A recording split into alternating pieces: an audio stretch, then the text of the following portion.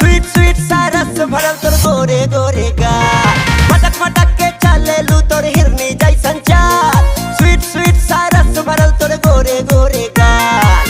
हे हे हे हे हे तोहरे खातिर बबी हम परेशान हैं।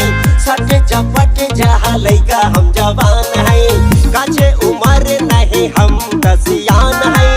सट चपट जहा लइका हम जवान हैं।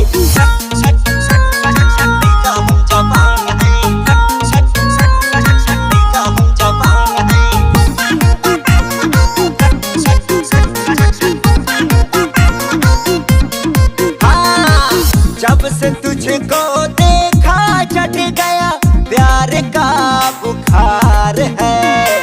मस्त फिगर की मस्त जवानी नींबू नहीं ये अनार है। नींबू नहीं ये अनार है। जब से तुझको देखा चढ़ गया प्यार का बुखार है। मस्त फिगर की मस्त जवानी नींबू नहीं ये अनार है। हंस हंस के पूछा दारू बॉबी हमसे हाल। हर जान मारे गोरी तो हर होठ लाल लाल। हंस हंस के पूछा दारू बॉबी हमसे हाल। हर जान मारे गोरी तो हर होठ लाल लाल। हे हे हे हे हे तारे खातिर बॉबी हम परेशान हैं। सट चपट जहा लइका हम जवान हैं। काछे उम्र नहीं हम कसियान हैं। सट चपट जहा लइका हम जवान हैं।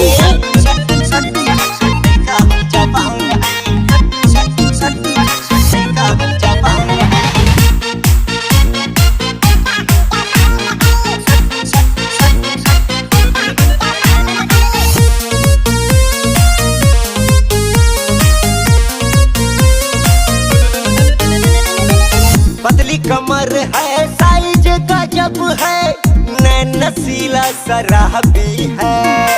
मुझको पिला दे एक घूंट तू इसमें नाही खराबी है। इसमें नाही खराबी है। पतली कमर है साइज गजब है। नैन नसीला शराबी है। मुझको पिला दे एक घूंट तू इसमें नाही खराबी है। कहता साकेत राजू माल हवे बाबा।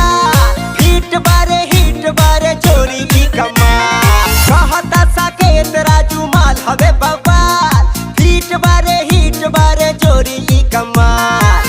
हे हे हे हे हे तोरे खातिर बॉबी हम परेशान हैं।